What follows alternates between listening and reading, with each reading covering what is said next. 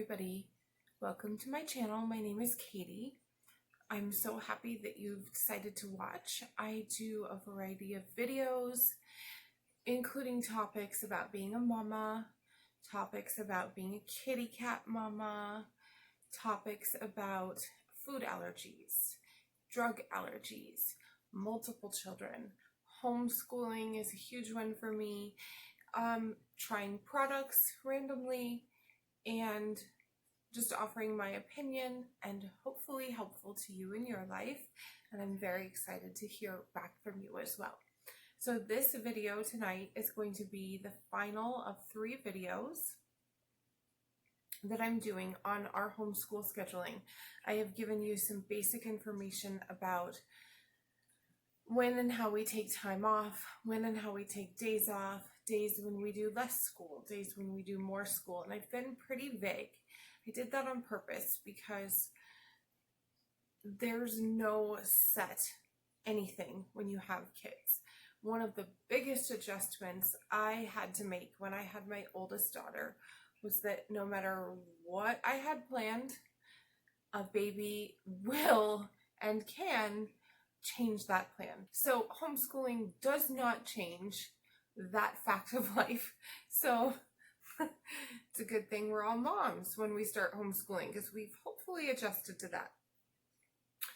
So that's why I was pretty vague in my first couple videos, to help encourage moms to not put too much pressure on themselves, as I did to myself at the beginning of my homeschooling career.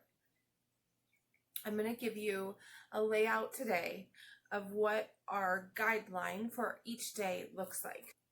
My husband works a very different schedule than what we do. So when we get up, the girls and I together. The girls and I all start doing chores. My older daughters have quite a few chores. It takes about an hour and a half, minimum an hour, maximum 2 hours, for them and I to get all our chores done and breakfast and clean up after breakfast. So we do that, at which point the big girls, my 12-year-old and my 8-year-old, take turns playing with their little sister, and the big girls and I take turns doing individual school. So if I have a lesson that I need to go over with them, if I have something that I want to hear that they wrote that they're going to read to me, things that need to be individualized, if my 8-year-old's going to read out loud with me, things like that. We do for, about 2 hours, maybe 2.5, depending on how long chores and breakfast takes. Then it's time for nap time. So by then, my older daughters have all their work given to them. We've done all our lessons. They have all their work. We do a lot of independent work. My girls do a lot of independent work. It only takes me 20 minutes to lay my toddler down, so then I come out and we can do things like more lessons if we haven't gotten that done. Sometimes we'll have an appointment or something that we go do in the morning, so we miss out on that morning time and we don't start school until nap time, which is fine. We might have a park day or a play date or something. So after I lay my youngest down for a nap, the big girls and I can do science, social studies, both of which I can do with them together at the same time. We can continue doing lessons. One daughter can be working on something while I'm doing lessons with the other daughter. Anything that we need to do without a toddler running around, we can do then. The goal is that by the time my toddler wakes up 2 hours after I lay her down, we are pretty much done with school for the night. That doesn't always happen. If we had an appointment in the morning, then we are nowhere close to done with school. We might be halfway. And then, depending on our evening, my husband might be around for a little while, and then the girls are taking a break, kind of like decompress, go have fun, be kids. I might do the dishes and we just kind of walk away for a little bit, but then we regather, regroup, and continue with school. The big girls might take turns playing while I work with each one of them individually, or if my toddler is self-involved, which is finally starting to happen, she's starting to entertain herself and be really content with that sometimes,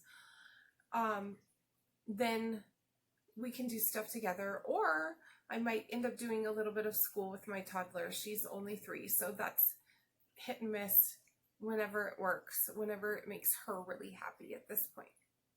So that's pretty much our school schedule. Now, I will say that sometimes, especially if we've had an appointment in the morning, and some days it gets really crazy. We have an appointment in the morning and errands in the evening, so we literally only get like a little bit of school done for about 2 hours during nap time, which is still a pretty good amount of school, but only about half of what we really need to do. So sometimes that is just a lighter school day and we make up for it on other days.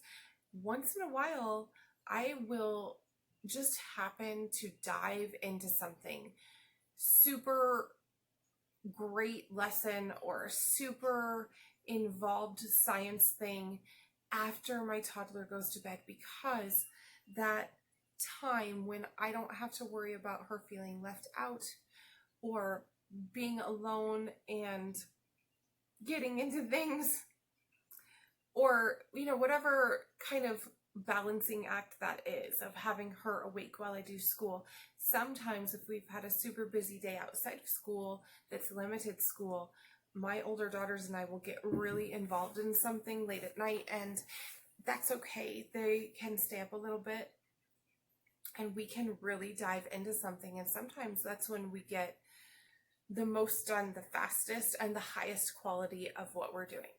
So as you can see, there's a lot of variables, there's a lot of flexibility. We recently just rewrote this schedule down. I wrote it on the whiteboard, left it up for a couple days. Sorry, my nose really itches. And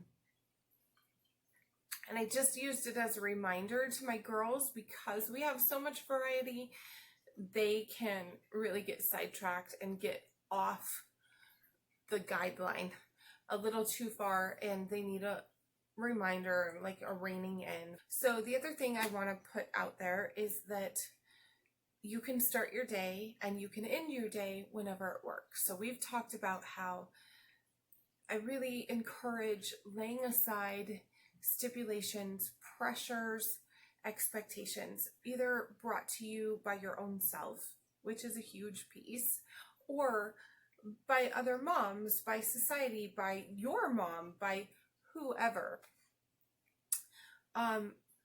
Here's another one. I have always been a night owl. My kids, especially my 8-year-old, are night owls. And I do not get really high quality sleep until between 8 and 10 in the morning. There's something about that timing for my body.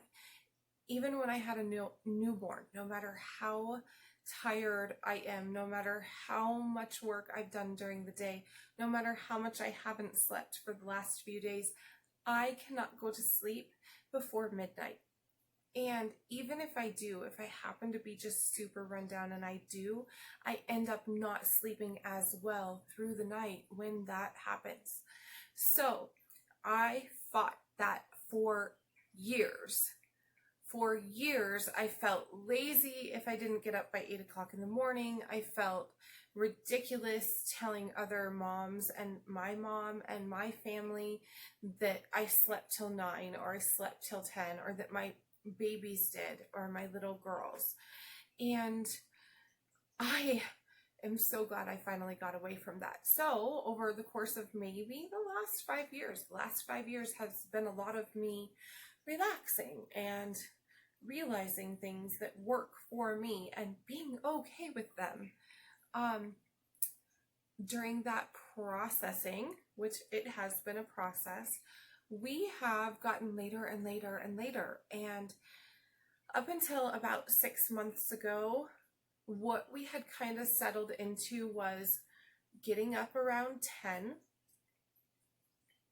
Nap time would then be starting at 2, it would go until 4, and then we would go run errands or do more school depending on the day, come home, have dinner, have my toddler in bed by about 10:30, sometimes 11, and then my big girls would go to bed between midnight and 1 a.m.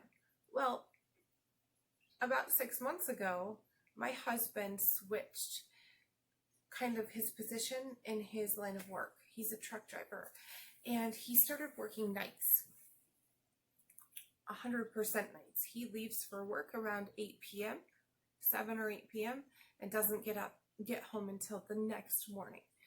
And I decided at that time, it was right before the time change, and we had just gone through what I've told you about, the pipes and my miscarriage and several other really big things. And I just knew it was going to be a huge stress for me to try to move everybody's schedule back an hour with the spring time change. And I thought, you know what? Maybe we should try letting it be a little bit later, letting us be up later, letting us sleep in later, so that we can maximize our time with him when he starts this nighttime schedule. So what that pushed us to is getting up at noon, nap time starting at 4 p.m., waking up from nap time around 6 p.m., my toddler going to bed around midnight or 12:30, and my older daughter's going to bed around 2 or 3 o'clock in the morning, and then me going to bed at 4 or 5 in the morning, which is why you see me sitting here at night every night, because it is, oh, I can't even see my clock because of the torch, but I think it's about 3:30 right now in the morning. Now, I'm a night owl, and I know this. I've always known this about myself, but I have found that it's actually starting to mess with my internal clock, being up that late when the birds start singing and the sun starts to rise. And it actually started out working really well as far as coinciding with my husband's work schedule and when we got to see him, and we actually got to see him more, which was the goal. But as he's adjusted to his schedule, things have shifted for him, and now it's not providing that. It's actually creating conflict to where he's wanting to hang out with us right when we need to get school done. So because we're in this little production, my older daughters and I, where we're doing rehearsals, and those rehearsals happen to fall just perfectly on the schedule we're currently on, before and after the nap time we currently are having. I can't change it right now, but as soon as that is over, I'm going to be wheeling it back a couple hours to where we're getting up at 10 a.m. again. That works really well for us. I know, because we've done it for a long time before this last trial nighttime thing. I hope that each and every one of you thinks of me as really strong for trying that out. I would not be surprised if I got some really critical comments though for that, because it's crazy, right? My toddler, my 3-year-old, going to bed at 12:30 or 1 a.m., that's like, what are you even doing? But it works for us, and that is okay. I know there are nurses that are single moms that are homeschooling, and I guarantee that they have the wackiest schedules that make mine look like nothing. And they are doing what they can, and I am doing what I can, and that is all anybody can do, anywhere, anytime, any place in life. And it's okay. It's really cool, and it's really good, and again, it's really necessary to have that flexibility with homeschooling. So I hope all of this empowers somebody and encourages lots of somebodies, and just gives a little positivity to your day, a little relief maybe. Maybe you even go, hey, she's got a crazier schedule than I do, so I must be doing okay. If that's what I can provide for somebody, then that is good. If that feels good to me. I just want everybody who walks this path to be happy as they can, and to enjoy it as much as possible, because I think it is just about the coolest thing, the coolest gift for so many reasons for every family that is able to and wants to do it. So enjoy what you have. I'm enjoying what I have and what I do, and I can't wait to be back and talk with you another night. Bye.